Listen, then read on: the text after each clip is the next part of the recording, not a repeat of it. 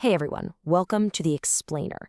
Today, we're diving straight into something we interact with literally every single day, but probably don't think much about: the massive, totally invisible business operations that put processed foods right onto our supermarket shelves. We're going to peel back the curtain and look at the actual, complex business mechanics of the food we eat. Seriously, stop and think for a second. How exactly does that frozen meal make it to your local supermarket? Or, a simple loaf of bread? We just toss these things in our carts without a second thought, right? But there is a vast, largely invisible operational footprint hiding behind every single one of those everyday items. The journey from raw ingredient to packaged convenience is just an incredible feat of modern logistics, and that is exactly what we're mapping out today. Now, to look at this objectively, we're using the rigorous SASB sustainability accounting standards. This is the exact framework that massive businesses and investors use to measure the real-world risks affecting their bottom line. It gives us a standardized, data-driven lens to look past all the shiny marketing and get right into the hard operational facts. To keep things grounded, let's look at the specific retail products we're actually tracking here. The processed foods industry focuses on everyday items made ready to consume. We're talking bread, frozen foods, snack foods, pet foods, and condiments. Because these products are fully prepared for the retail consumer, they rely on incredibly complex, global supply chains that span multiple continents before they ever reach your pantry. Okay, let's dive into this. We're going to follow a logical, step-by-step, farm-to-shelf journey, starting with sourcing, moving right into processing, checking out packaging, and finishing up with marketing. Section 1. Sourcing global ingredients. The roots of the supply chain. Before a single thing gets mixed or baked, companies have to figure out their priority food ingredients. Basically, these are the inputs that represent the absolute largest expense, or they're just essential to the product, while also carrying significant environmental or social risks. You see, since agricultural inputs depend entirely on nature, these companies face crazy price volatility driven by climate, drought, or land management. And a massive factor in all that supply risk? Water. Believe it or not, entities actively track the percentage of their ingredients sourced from regions facing high, which means 40 to 80%, or extremely high, literally greater than 80%, baseline water stress.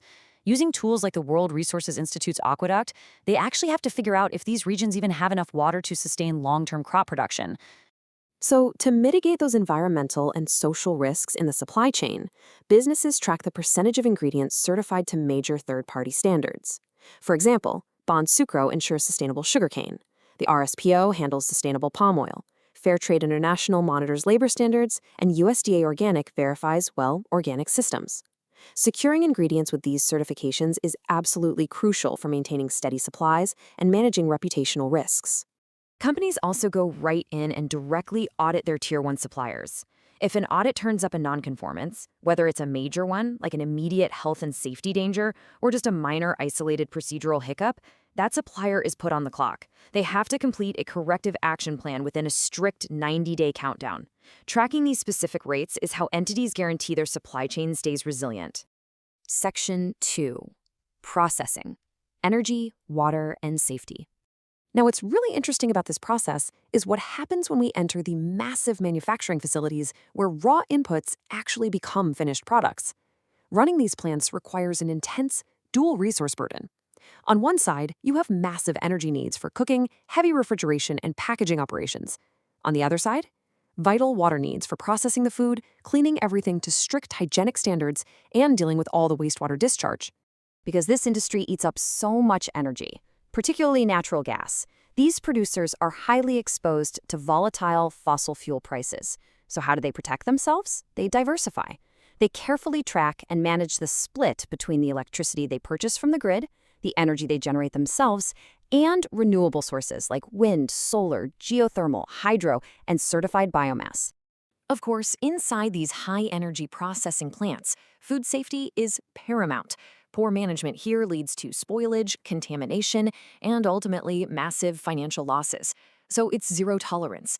Companies rigorously track their audit non-conformance rates against the Global Food Safety Initiative, or GFSI.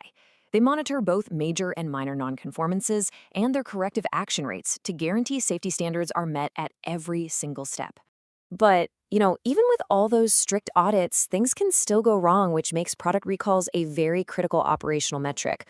The framework distinctly categorizes these into two buckets. Voluntary recalls are initiated by the company itself the second they identify a food safety concern. Involuntary recalls, however, are mandated by legal or regulatory authorities when a product totally fails to comply with safety standards. Either way, they represent heavy impacts on brand reputation and operating costs. Section 3. Packaging everyday items. Life cycle management.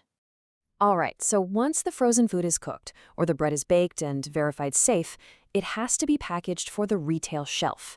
And the industry uses some very specific terminology here.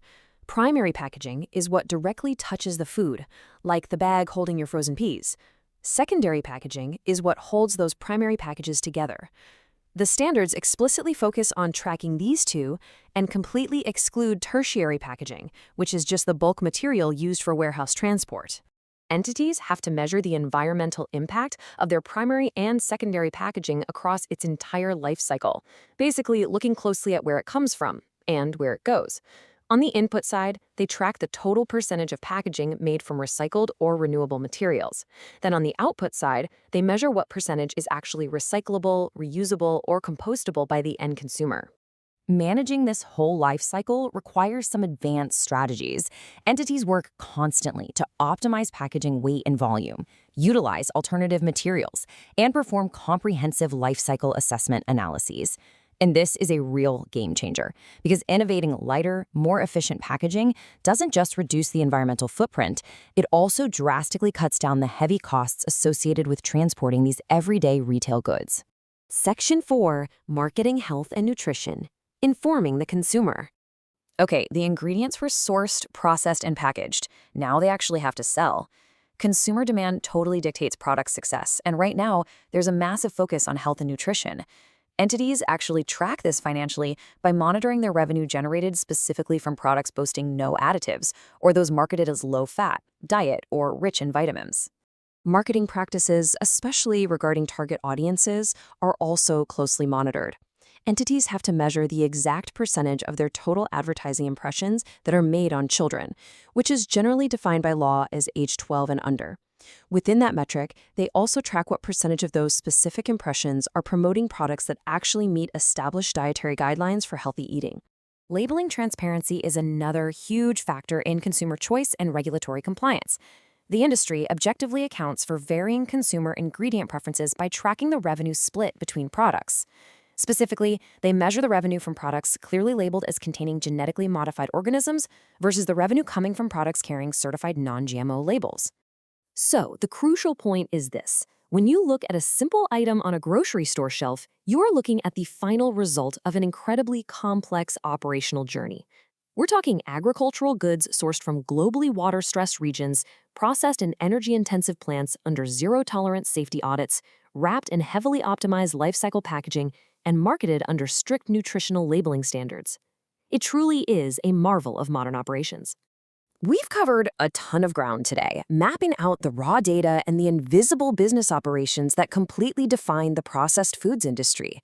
So I leave you with this. The next time you pick up a snack or a frozen meal from the aisle, just ask yourself, what is the vast, invisible operational footprint hiding right inside this package?